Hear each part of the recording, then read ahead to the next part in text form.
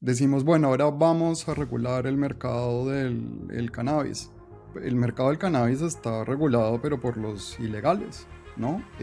O sea, hay unas reglas claras, hay unos, cobran impuestos, por ejemplo, al frente de Dagoberto Ramos cobra 10.000 pesos por libra, regulan las transacciones y al final del día, pues los ciudadanos pues acuden a esas redes para conseguir la sustancia, ¿no? Entonces, esto está regulado, desafortunadamente está regulado por los ilegales, con las consecuencias que eso tiene en términos de los ingresos que genera, la inseguridad para los usuarios y el establecimiento de mercados ilegales en las ciudades, pues que ya sabemos las implicaciones que tiene. Algo que generalmente se omite en este tipo de debates y es la evidencia, porque la regulación o el intento de la regulación, mejor dicho, no se está posicionando, se está intentando avanzar en el mundo desde el deseo simple de hacerlo realidad y de que salga bien, sino que se está construyendo sobre evidencia científica, que es lo que ha permitido concluir que es la apuesta más razonable.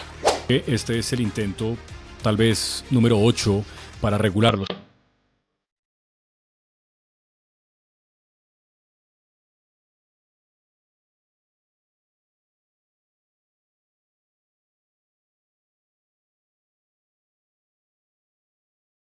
Hola, bienvenidos todos y todas a En las Drogas, este video podcast en el que hablamos en el episodio de hoy de la sustancia más usada y más debatida en Colombia, el cannabis. Es verdad que muchos todavía la llaman marihuana, pero ese término, del que hablaremos más adelante, tiene una historia difícil. Se popularizó en los Estados Unidos hace más de un siglo en campañas que tenían claramente un tono racista y que buscaban asociar la planta con comunidades mexicanas y afroamericanas.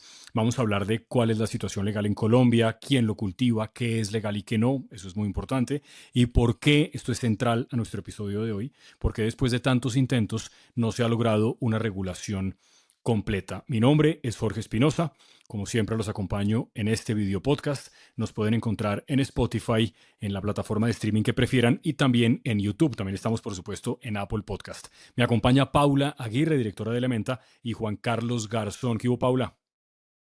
Hola Jorge, hola Juan, qué bueno verles otra vez. Hola, pues yo les cuento que esperemos que esto salga bien porque estoy como agripado y estoy tomando Tylenol, pero esa versión que tiene pastilla de día y pastilla de noche, y eso se diferencia por colores. Pues resulta que se les ocurrió hacer la pastilla de noche verde, no sé por qué, y me la tomé hace 1 hora y media. Uy, Y bueno, ¿y, entonces y, y genera asumo las somnolencia, se supone? consecuencias. Sí, la de la noche tiene un componente adicional que lo pone usted, pues que le ayuda a dormir. Entonces, yo me hago responsable, esperemos que esto salga bien. Que Y termines nosotros, despierto el O episodio. sea que sí, yo estoy textualmente en las drogas. sí, tal cual, tal cual. A propósito, el Tylenol fue tan debatido en Estados Unidos recientemente por esas declaraciones del presidente Trump. Bueno, Paula y Juan Carlos, les decía que el episodio de hoy es un episodio importante, entre otras, porque además está haciendo un nuevo intento en el Congreso, no sé qué número de intento es, el séptimo, el octavo tal vez, para tratar de regular y de modificar eh, concretamente la situación legal del cannabis en Colombia. Pero como siempre en este podcast tenemos distintos invitados, distintas voces, y yo quiero invitar primero a María Alejandra Vélez, profesora de la Facultad de Economía de los Andes. Ella es investigadora del CECET, el Centro de Estudios sobre Seguridad y Drogas, para que nos presente un panorama general de cómo está esto en Colombia. Aquí está María Alejandra Vélez. Bueno, el cannabis es la sustancia ilícita más consumida en el mundo. Se estima que hay alrededor de 244 millones de consumidores para el 2023, según el último reporte global de drogas. En Colombia la información disponible sugiere que al menos alrededor del 3% de los colombianos consumió marihuana al menos una vez durante el 2019 y el 8% ha sido usuario de esta sustancia al menos una vez en la vida. Así que el consumo de cannabis no es menor y cada vez se diversifican más sus formas de administración. En Colombia el consumo está despenalizado, así como la dosis de aprovisionamiento, y está permitido el autocultivo. Entonces la discusión actual es sobre la regulación de la producción y la comercialización del cannabis para uso adulto, y una eventual regulación permitiría armonizar las contradicciones actuales en las que se permite el autocultivo, el consumo, pero la cadena de producción y la comercialización están criminalizadas. Obviamente el consumo de cualquier sustancia psicoactiva ilegal o legal tiene riesgos y acá la discusión es si la regulación permitiría que el Estado y la institucionalidad manejaran estos riesgos o incluso los reduzcan o si mantenemos el status quo con los actores actuales manejando el mercado ilegal. Gracias a María Alejandra Vélez, profesora de la Facultad de Economía de los Andes, investigadora del CESET, que me parece que pone un panorama, como decía yo, muy general y que señala la contradicción insalvable que se está señalando desde hace mucho rato. Incluso creo que Carlos Gaviria en la sentencia, el magistrado de la Corte Constitucional, en la sentencia que despenaliza el consumo, señala que faltó hacer la mitad, y es que se permite el consumo y la posesión, pero no la compra.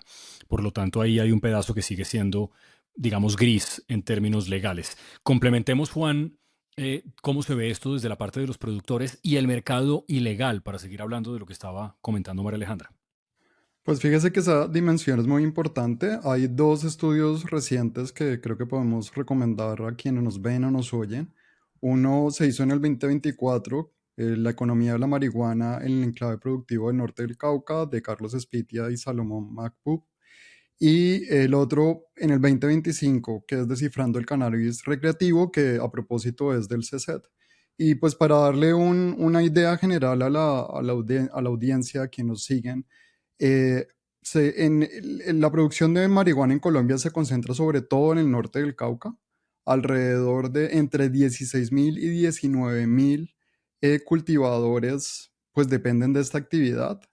Eh, Se genera alrededor de 1,5 toneladas de marihuana al año y eso equivale a una economía de 200.000 millones de pesos anuales, ¿no? Entonces, no solamente es importante mirar esta parte de quienes usan el cannabis, sino también tener en cuenta que tenemos una zona con una situación compleja, porque hay una disidencia, eh, y donde la regulación pues la tienen en buena parte los ilegales, con un número importante de familias Sí. que cada vez además la tienen más difícil, y ahora les contaré por qué.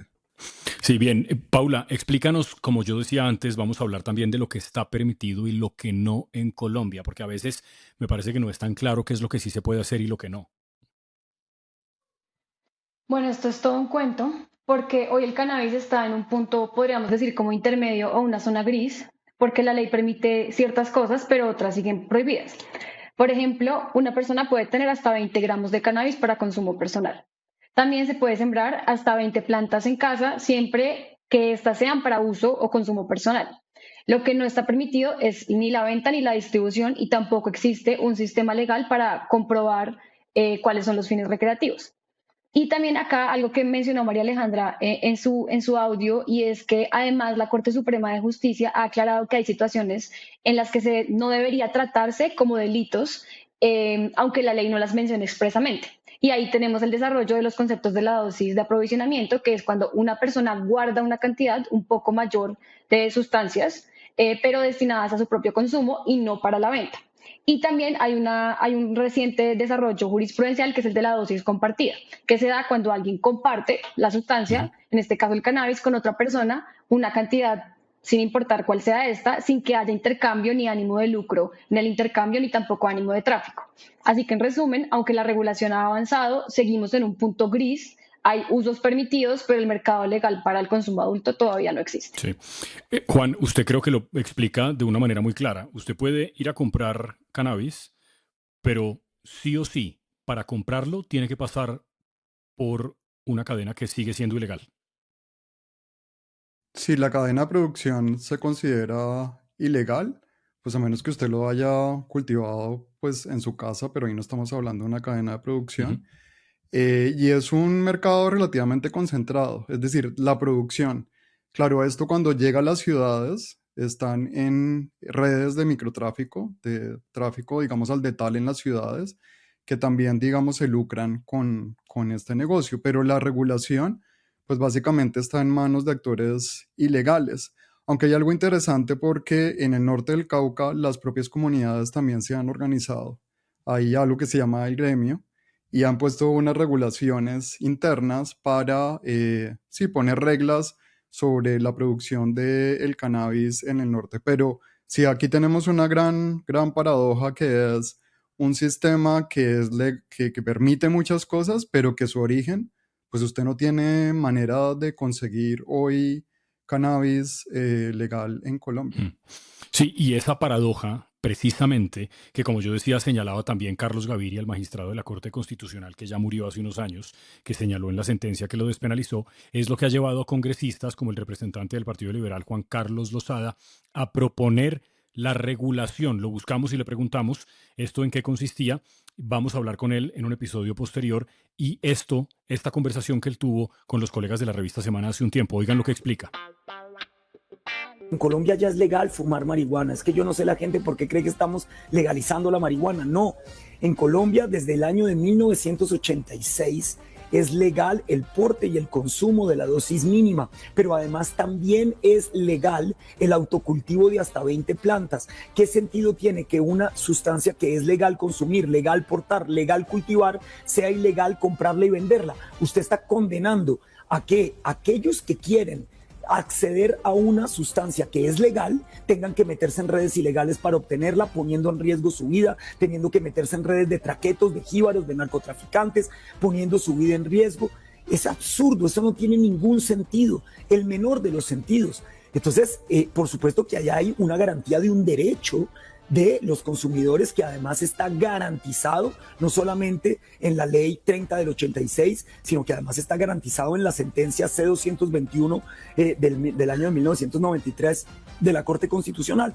Entonces, aquí hay un tema de libertades y de garantías.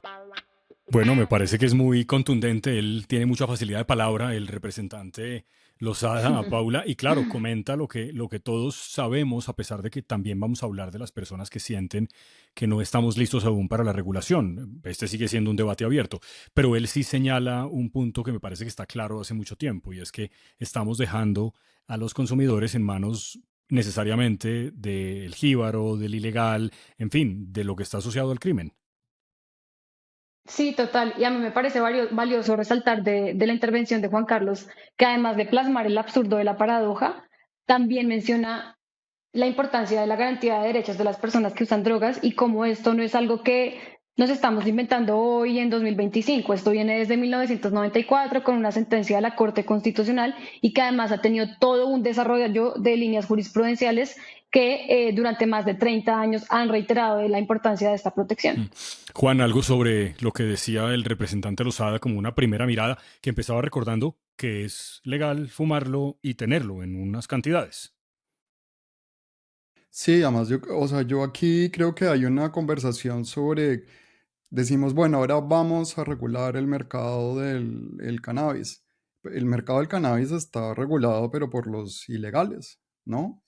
O sea, hay unas reglas claras, hay unos, cobran Ujú. impuestos, por ejemplo, el Frente de Dagoberto Ramos cobra 10.000 pesos por libra, regulan las transacciones y al final del día, pues los ciudadanos pues acuden a esas redes para conseguir la sustancia, ¿no? Entonces, esto está regulado, desafortunadamente está regulado por los ilegales, con las consecuencias que eso tiene en términos de los ingresos que genera, la inseguridad para los usuarios y el establecimiento de mercados ilegales en las ciudades, pues que ya sabemos las implicaciones que tienen en distintos, ¿no? En distintas Sí, urbes. Paula, yo decía al principio en la introducción que este es el intento tal vez número 8 para regularlo. Siempre pasa algo, se queda por un voto, se rompe el quórum en el Congreso, no se logra, alguien que iba a votar a favor finalmente no votó, hay abstención, en fin, incluso los partidos cercanos, digamos, a las ideas progresistas terminan no votando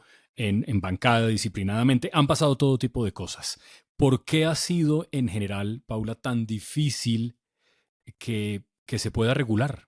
Sí, sí, totalmente. Desde 2015 hemos tenido efectivamente al menos 8 proyectos, algunos de ley, otros de acto legislativo, y si quieren después entramos un poco en esta diferencia de cuando es proyecto de ley, acto Ujú. legislativo, unos con unas redacciones mucho más simples, otros con unas de mucho mayor detalle, algunos más restrictivos que otros, pero todos han fracasado en diferentes puntos de la recta hasta llegar al final, dependiendo del número de debates que se requieran. El por qué, yo creo que es un gran depende, y es un gran depende porque yo creo que atiende a un montón de factores que, como tú lo decías, Jorge, muchos son políticos, en donde a veces no aparece incluso el congresista que uno creía que iba a apoyar con el voto, porque desde su partido se dijo que iban a apoyar el proyecto Sí. con el voto.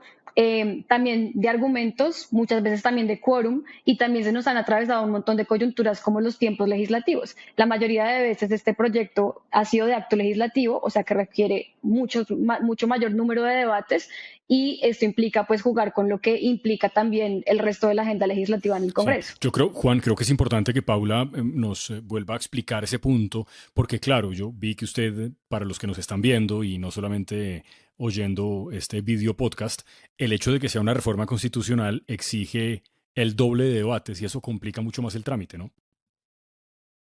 Sí, totalmente. La diferencia entre un proyecto de ley y un acto legislativo está en qué tan grande es el cambio que uno quiere hacer en términos legales. Un proyecto de ley ordinaria se usa cuando el Congreso quiere crear o modificar normas de los temas que son del día a día. Mientras que un proyecto de acto legislativo busca reformar directamente la Constitución Política de Colombia. Por eso su trámite es mucho más largo y exigente y no pasa por 4 debates, que es lo que normalmente pasaría un proyecto de ley, sino por 8 debates. Además, estos 8 debates tienen que discutirse en 2 periodos distintos del Congreso, o sea, tienen que darse en un año. Si no pasa alguno de los debates, no es que, bueno, vamos a volver a intentarlo, sino que toca empezar Claro, toda la sí. vuelta de cero.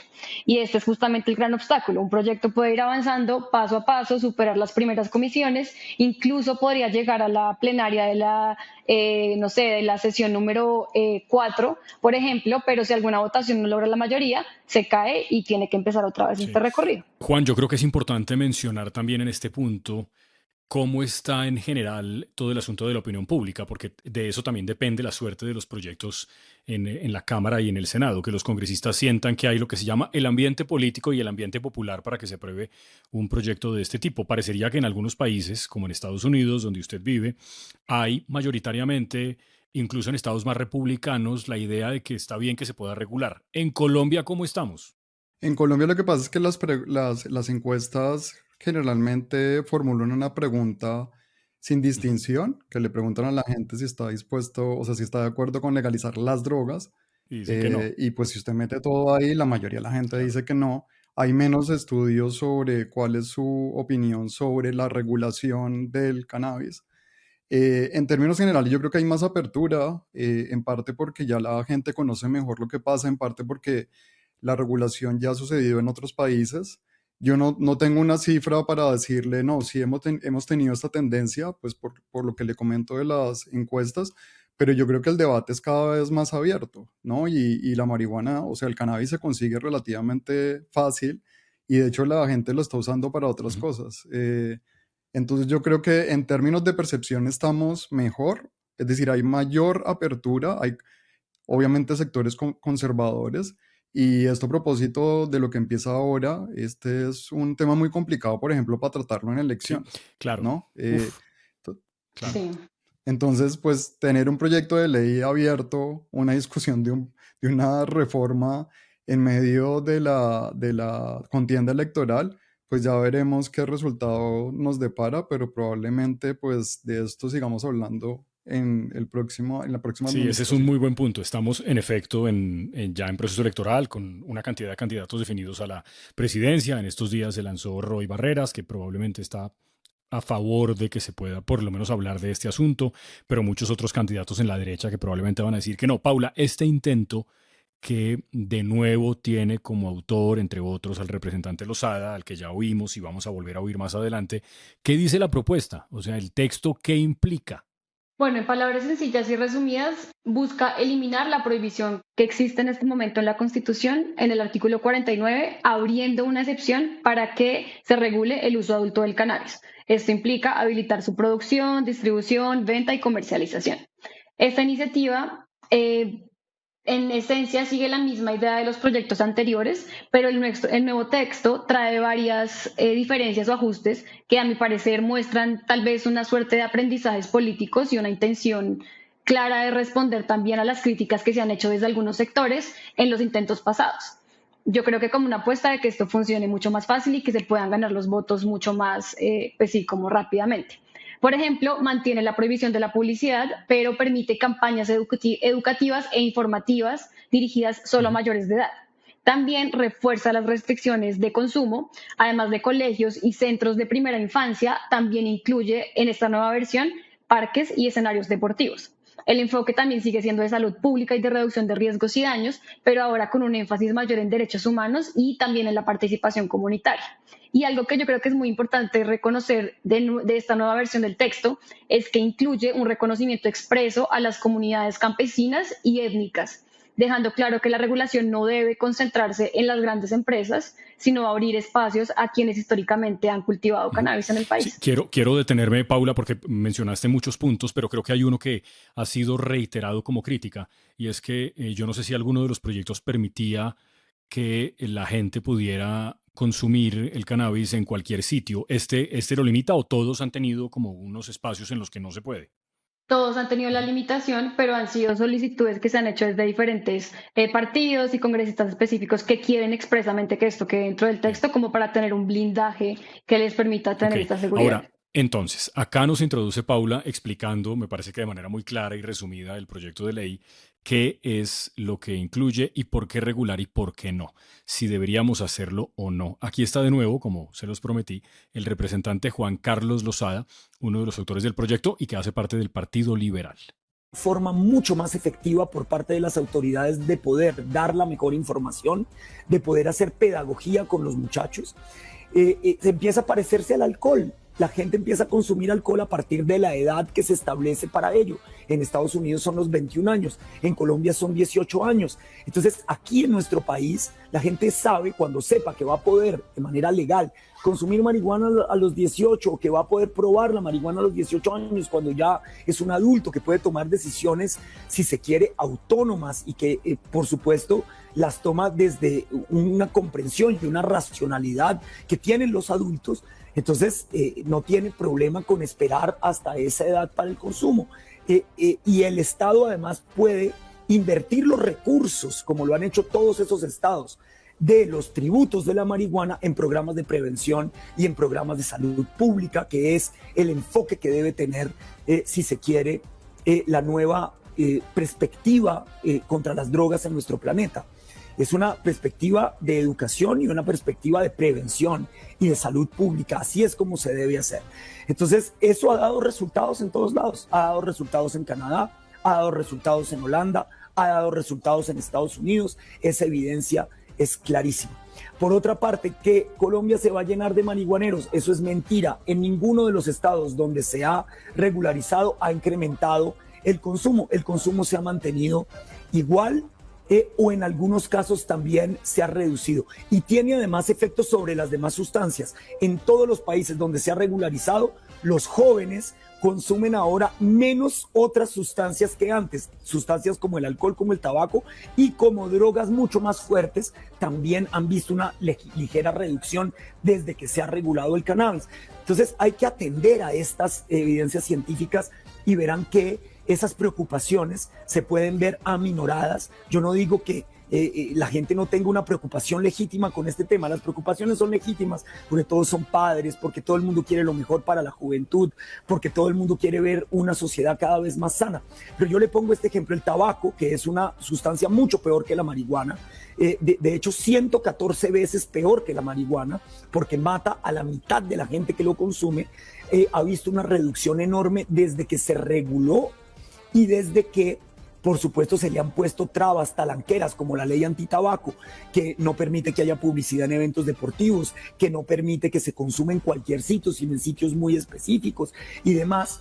Desde ese momento, pues hay una reducción enorme del consumo de tabaco y eso es lo que podríamos lograr a través de la regulación con el tema del cannabis también. Bueno, estos argumentos, muchos del representante Lozada, coinciden también con lo que sostienen académicos que no son parte interesada en el sentido en que no están participando activamente dentro del Congreso haciendo lobby o nada por el estilo para que se pueda aprobar lo que está proponiendo el representante Lozada. Aquí está de nuevo María Alejandra Vélez, profesora de la Facultad de Economía de los Andes, investigadora del CECET y Centro de Estudios sobre Seguridad y Drogas. No se me anticipe, María Alejandra, aquí está. El punto de partida es que las políticas prohibicionistas y en particular la prohibición del cannabis pues no ha logrado su objetivo, la producción y el consumo de sustancias psicoactivas y el cannabis ha aumentado progresivamente. Y además esa prohibición y esta ilegalidad tienen costos enormes. Consumos peligrosos porque la gente no sabe qué está consumiendo, entornos inseguros, estigma, criminalización, represión, encarcelamientos de personas marginalizadas que subsisten de la economía de la marihuana, gastos enormes en el sistema judicial y en los recursos policiales, violencia asociada a la ilegalidad, entre otros. Ya en Estados Unidos, Canadá, Uruguay, se ha avanzado en regular el mercado de uso adulto del cannabis con diferentes modelos y a partir de estas primeras experiencias se ha hecho una revisión de literatura para evaluar el impacto de esa regulación. De la regulación medicinal, pero también de la regulación de uso adulto del cannabis. Y en una revisión sistemática reciente se muestra que el efecto neto de la regulación es de hecho positivo. Se evidencia que en ausencia de las regulaciones el consumo de jóvenes hubiese sido mayor o igual, el consumo de alcohol hubiese sido más alto, la mortalidad asociada al consumo de opioides hubiese crecido y las tasas de algunos delitos incluso serían mayores en ausencia de la regulación, hurtos, delitos sexuales, delitos no relacionados con drogas. Entonces, pues regular el cannabis es una oportunidad para disminuir el mercado ilegal, lo cual no tendrá resultados inmediatos, pero es comenzar a desmontar un mercado ilegal. Ahí está María Alejandra Vélez, la profesora de la Universidad de los Andes. Ahora sí, Paula y Juan Carlos, reacciones sobre lo que dicen ambos, que en efecto se complementan un poco en los argumentos. Paula. Sí, total. De lo que dicen Juan Carlos y María Alejandra, yo creo que vale la pena resaltar algo que generalmente se omite en este tipo de debates y es la evidencia, porque la regulación o el intento de la regulación, mejor dicho, no se está posicionando, se está intentando avanzar en el mundo desde el deseo simple de hacerlo realidad y de que salga bien, sino que se está construyendo sobre evidencia científica, que es lo que ha permitido concluir que es la apuesta más razonable. Y les cuento una anécdota chiquita de Elementa, y es que nosotras hemos visto y seguido muy juiciosas los debates en el Congreso de la República y nos damos cuenta que nos piden evidencia todo el tiempo, ¿no? A quienes abogamos por la regulación, ¿no? Y entonces, como, ¿y eso dónde está? ¿Y dónde dice? ¿Y quién lo sustenta? Pero cuando pedimos pedimos evidencia a quienes están enfrentándose o están en contra de la regulación, no tienen la evidencia. Enviamos derechos de petición recientemente y nos respondieron 2 congresistas y ni les digo el nivel de la respuesta, argumentando la evidencia que sostenía que no avanzaríamos con la regulación. Sí, esa anécdota me parece súper valiosa, Juan Carlos. Yo puedo contar una breve también, y es que desde mi punto de vista, desde el periodismo, yo recuerdo que hace no mucho, con esta cantidad de cosas fake que circulan en redes, alguien se inventó, no sé si era como una especie de caricatura, que hubo una cantidad de muertos por sobredosis de marihuana. Y algún representante del Centro Democrático, que me parece que ya luego perdió su escaño en el Congreso, lo replicó. Por supuesto que eso era mentira y evidentemente lo que pasa ahí es que pues la persona simplemente se dejó ganar de su prejuicio. No hubo como una verificación previa de si eso alguna vez había existido, que me parece que es Lozada el que lo menciona. Es peor que el alcohol, porque el alcohol ha matado a un montón de gente, igual que el tabaco. En cambio, con el cannabis pasa algo que es distinto, Juan. Ahora, paradójicamente, una de las ventajas que esto se haya demorado tanto es que cada vez tenemos más evidencia. Es decir, si hubiéramos avanzado en Sí, buen punto. regulación hace unos años, estaríamos más a ciegas. Y ahí el debate era más difícil, porque pues en realidad no teníamos ningún experimento con los años suficientes para decir podemos afirmar esta tendencia. Ahora tenemos buenos estudios en Estados Unidos, en Canadá, tenemos Uruguay, y ahí se pueden ver distintos modelos de regulación, porque eso también es importante decirlo. Puede que usted encuentre una cifra preocupante o una tendencia preocupante en Estados Unidos, pero pues el modelo de regulación en Estados Unidos, donde usted consigue, por ejemplo, cannabis de alta potencia o, por ejemplo, gomitas, es muy distinto al modelo de regulación de Uruguay y es distinto al de Canadá. Entonces, digamos que tenemos una ventaja ahora para dar este debate, y es que no estamos trabajando sobre suposiciones, estamos trabajando sobre países que han navegado, que han desarrollado regulaciones y podemos aprender. Yo creo que siempre la discusión entre evidencia y miedos me parece que de todas formas es difícil superar un miedo a partir de la evidencia, ¿no? Y creo que ahí en el Congreso se ha dado un debate interesante en términos de que incluso congresistas que estaban muy preocupados y con estos argumentos han descubierto o han visto que uno puede en la regulación incluir salvaguardas o incluir protecciones. Es decir, la discusión no debería ser si regulamos o no, sino la discusión debería ser es Sí. cómo lo hacemos. El mejor escenario está en la regulación. Ahora, cuando ya nos ubicamos ahí, tenemos una gama de opciones pues que nos hacen o configuran una Sí. regulación distinta. Eso me parece muy importante, Juan, esa gama de opciones, porque como en este podcast, en este video podcast, se trata también de tener las miradas que tienen una percepción distinta de este tipo de realidades, invitamos al representante Cadavid del Centro Democrático. El representante Hernán Cadavid es una persona que ha hecho múltiples debates dentro del Congreso con el representante Lozada y me parece que lo ha hecho con nivel. Y estos son los argumentos que él tiene para oponerse. Esto es lo primero que señala el representante del Centro Democrático, Hernán Cadavid. Uno de los principales riesgos es que Colombia tiene un sistema de salud con unas finanzas absolutamente debilitadas. No obstante, las personas que están en condición de adicción pues son pacientes del sistema eventuales, presentes o potenciales.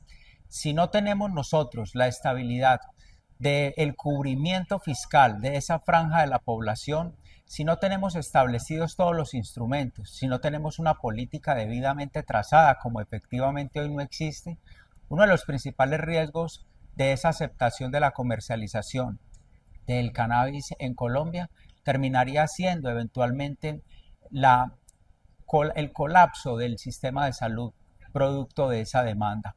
Hoy nosotros necesitamos pensar en otro tipo de alternativas. Ese representa un mayor nivel de riesgo. De lo contrario, lo que vamos a tener por abrir la comercialización es una gran franja de adicción, de personas que entran en estados de enfermedad y de adicción que no se tiene cómo prevenir. Y el representante también añade y advierte que esto es lo que podría ocurrir. El país, ni su sistema educativo, ni su sistema de salud puede ceder a la situación de la presencia del cannabis en las familias, en los menores, en la sociedad colombiana. La alternativa es confrontar este fenómeno y este flagelo por la vía de la persuasión, del control, de la política, de la prevención, que hoy no existe. Hoy lo que estamos es bajando los brazos en la batalla frente a ese fenómeno que evidentemente el consumo de cannabis se convirtió en el país en la puerta de entrada al consumo de muchas más sustancias. Si aceptamos el cannabis, mañana nos estarán diciendo entonces por qué no aceptamos la comercialización de la cocaína y luego otros más allá en los próximos y futuros años. La decisión no puede ser allanarnos ni bajar los brazos a la hora de confrontar un flagelo que castiga a la sociedad colombiana. Gracias al representante Hernán Cadavid por participar en este video podcast en Las Drogas. Paula, ¿reacciones? Sí, claro que sí. A mí siempre me llama la atención que quienes se oponen a la regulación siempre les falta una pieza importante en la argumentación y es la justificación de por qué entonces sí creen que la prohibición ha funcionado. Porque usualmente nos venden un estado de cosas en el que hay una cantidad impresionante de personas que usan drogas y no solamente que usan drogas, sino que tienen un uso problemático de marihuana en este caso, de cannabis, y eso ha pasado bajo las reglas actuales de la prohibición. O sea, estamos en ese estado de cosas bajo las reglas de la prohibición. Además, por otro lado, si la apuesta de un mercado regulado de cannabis también implica pensar en impuestos, ¿por qué entonces no ver el lado bueno de las cosas, viendo la oportunidad de que un porcentaje de estos impuestos se destine, por ejemplo, para la atención en el sistema de salud? Juan. Bueno, varios puntos que yo creo que son importantes que toca el representante. El primero es esta idea del cannabis como la droga de entrada, ¿no? Como la Sí. sustancia de entrada. Él lo pone desde el punto de vista político, es decir, ahora avanzamos con esto y van a seguir empujando por lo otro. Eso ha sido una excepción en términos globales. Es decir, en la mayoría de los países donde se ha dado el debate del cannabis, después no es que se haya seguido con la cocaína o se haya seguido con otra sustancia. No, creo que ahora hay, en términos de la cantidad de la gente que lo consume, que lo usa, en términos de las oportunidades económicas que hay, pues se ha generado como una movilización que no necesariamente despierta el interés por el uso de otras drogas, ¿no? Además, entre otras, porque a diferencia, por ejemplo, de la cocaína o la heroína, la mayoría de los países todavía siguen produciendo o pueden producir cannabis domésticamente, ¿no? Entonces, creo que esa prevención, por lo menos en términos de lo que ha pasado, no se ha cumplido y es que no es que se esté empujando por otras drogas. Y lo segundo, lo que muestra la evidencia es que en realidad no hay cómo probar que el cannabis sea la puerta de entrada para otras drogas. Lo que se ha visto es que lo que tenemos, si se encuentra una correlación, ese modelo de correlación es un modelo de vulnerabilidad común. Y me explico. Es decir, las personas que acuden a otras sustancias tienen que ver con la vulnerabilidad de esas personas. No es que la marihuana Ujú. abra la puerta a otras drogas, ¿no? Entonces, difícilmente podemos, digamos, aceptar esa argumentación, aunque yo creo que sigue siendo una preocupación. Y el último punto, que yo creo que no es un hecho menor, pero que por lo que comenta Paula también, en los proyectos de ley ya se está atendiendo, y es que yo creo muy difícil que en el Congreso en este momento pase alguna cosa en la regulación que no incluya una campaña de prevención o fondos para el sistema de salud. Es decir, ya Ujú. estamos en ese punto. Entonces, en la negociación política uno diría, ok, si estas son las pruebas sobre la mesa, yo entiendo sus preocupaciones, pero lo que quiero decir es que en la regulación hay maneras de resolverla. Tal vez entonces no tendamos tanto al modelo de Estados Unidos, que es un modelo muy movido por el mercado, sino tendamos un poco al modelo de Uruguay o algo en el medio como Canadá, pero tendríamos que mirar cuál va a ser la regulación a la colombiana, eh, que con nuestras características y con lo que la sociedad tolera. Pero, digamos, algo que uno puede decir es, después de escuchar al representante, yo creo que uno se sienta con congresistas y esas perspectivas son solucionables desde el debate en el Congreso. Yo sé que ya estamos cerrando, pero es que yo tenía planteada esta pregunta desde antes de que comenzáramos a conversar. Juan, como dije antes, vive en Estados Unidos, en la costa oeste de Estados Unidos.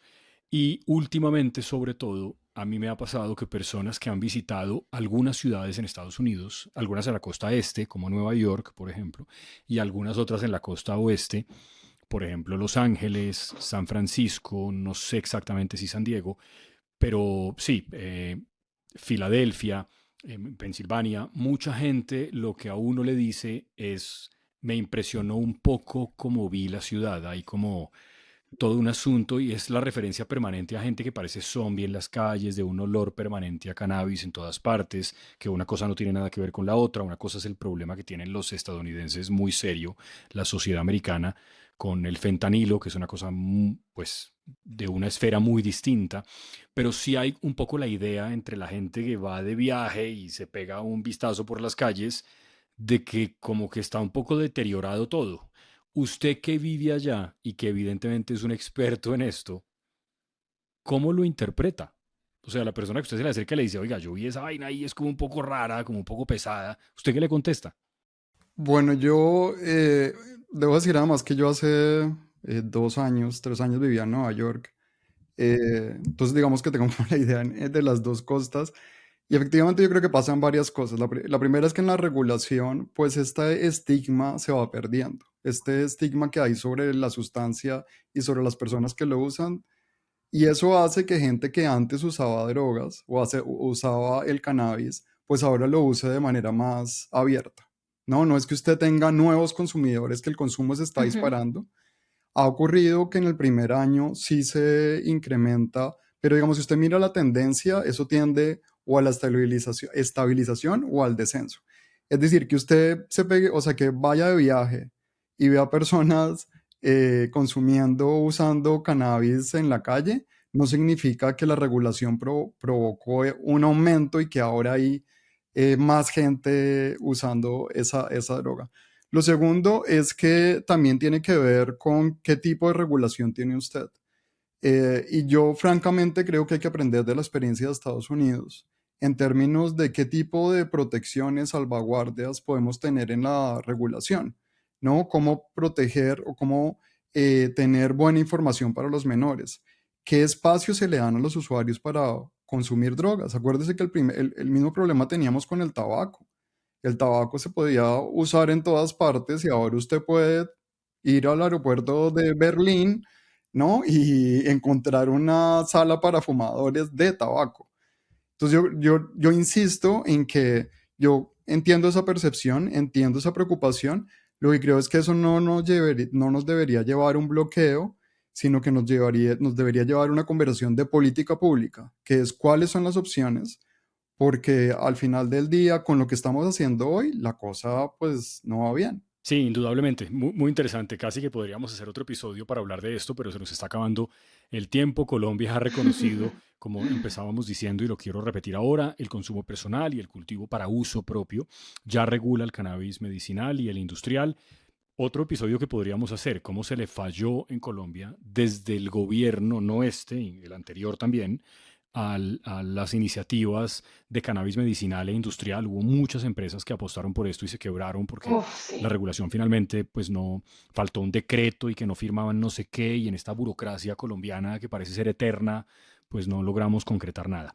Pero el uso recreativo sigue siendo un vacío. ¿Será, Paula? Juan lo vi muy pesimista, de que ahora en el Congreso, en época electoral, esto pueda tener alguna salida buena. ¿Usted está igual de pesimista o no tanto? Absolutamente pesimista. La octava no va a ser la vencida, no se va a regular en el Congreso en este momento.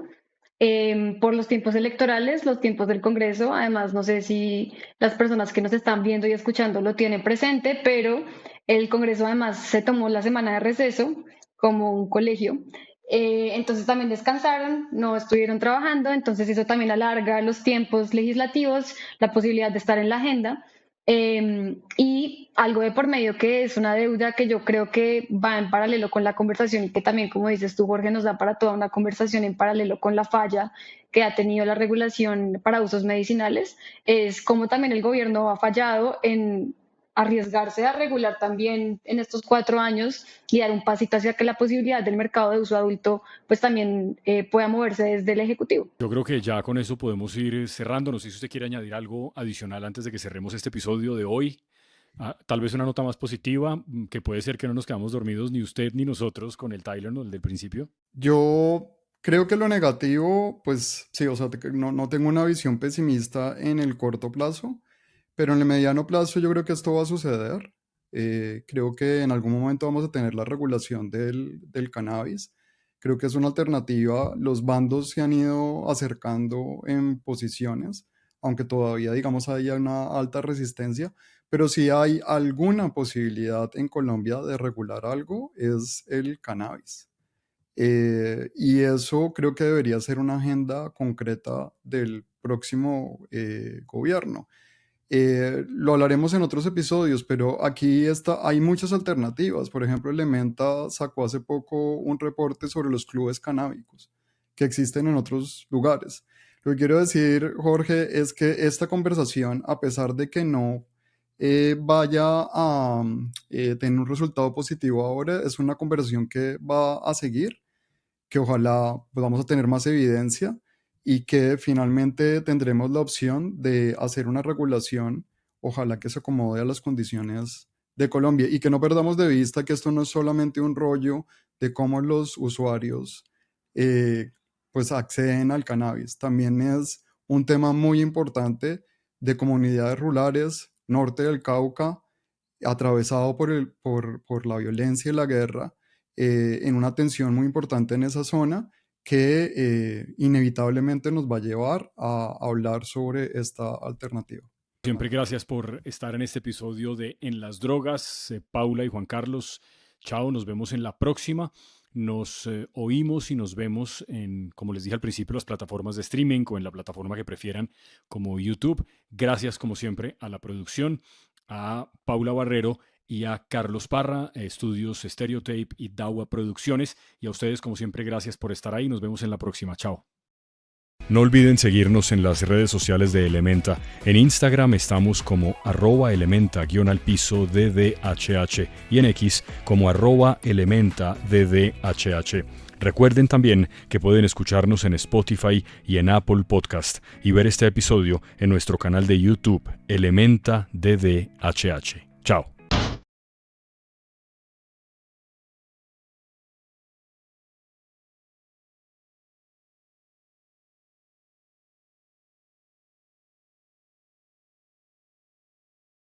Este episodio fue posible gracias a las voces y la conducción de Jorge Espinosa, Juan Carlos Garzón y Paula Aguirre, la producción de Paula Barrero, la edición de audio y video de Estudios Stereotape y Dawa Producciones y, por supuesto, al apoyo de Elementa Derechos Humanos. Un agradecimiento muy especial también a nuestros invitados, quienes con su conocimiento y experiencia nos ayudaron a comprender mejor la situación de las drogas en el país. Sin su voz y sus aportes no sería posible informar y contar estas realidades. Gracias también a ustedes, nuestros oyentes, por acompañarnos en este episodio. Nos escuchamos en el próximo. Chao.